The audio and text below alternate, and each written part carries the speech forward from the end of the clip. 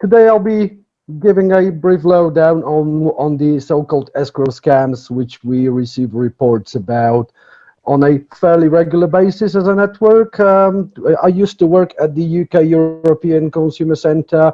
We would get a few of these monthly. I have now moved to the European Consumer Centre in Poland, and I have even got a report of such scam today, actually. Right. Okay. So first of all, a few words about our network, which is the European Consumer Centers network. It is there's at this moment there's 30 offices in each and every European Union country, plus the United Kingdom, at least for now, Iceland and Norway. Well, the aim is to promote confidence in the internal market, and what we do, we provide advice and mediation assistance wherever it's possible or practical, and we can also tell people about other means of redress they can get.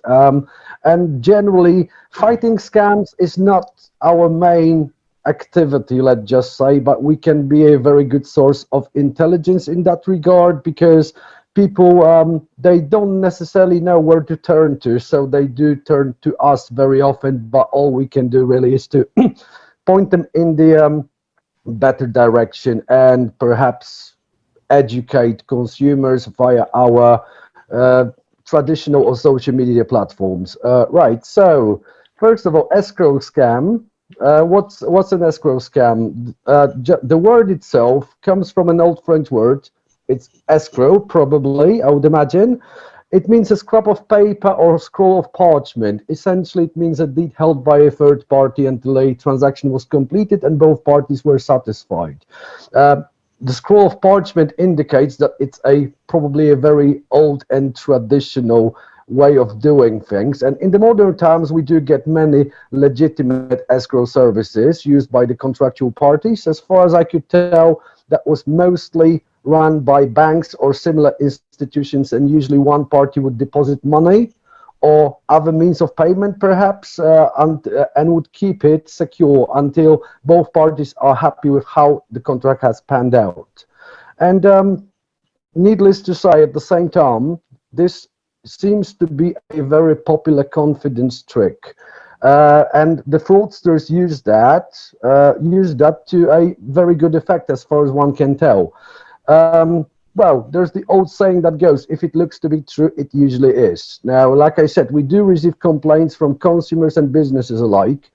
The complaint I've got today was from a business, and the loss was in the region of 17,000 euros. Like I said, the story is pretty much always the same. An offer is too good to miss, usually placed on popular advertising platforms, general advertising platforms like, let's say, Gumtree, or it could be an offer on eBay, or specialized websites where you can come across offers for vehicles, agricultural machinery, etc. Right? Okay, and there's usually a very plausible story behind this.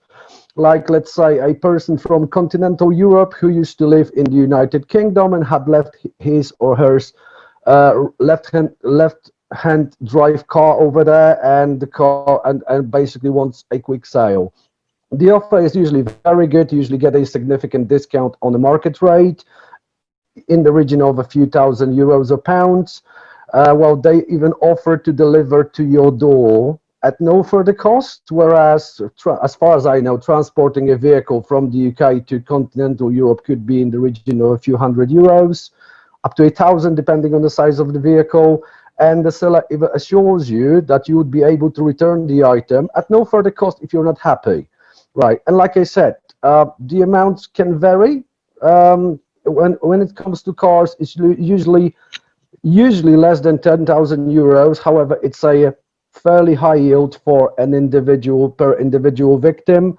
And like I said, today I had a report of the business having lost 17,000 euros for on a bogus purchase of a digger.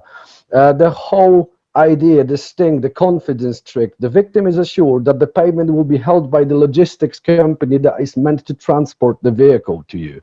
And What's more important is that they very often use details of a legitimate company. They find a website with the domain name similar to that company name, so that it would look more believable.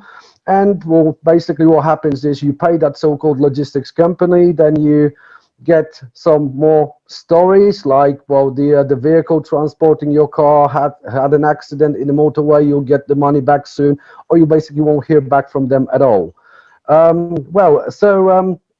Thinking about it, escrow could be a brilliant arrangement to stop lesser scams. Lesser doesn't mean less important, but for example, you do get scams involving holiday property rentals. It's probably not as prevalent now with the current restrictions. However, you do get the stories where there is a good offer.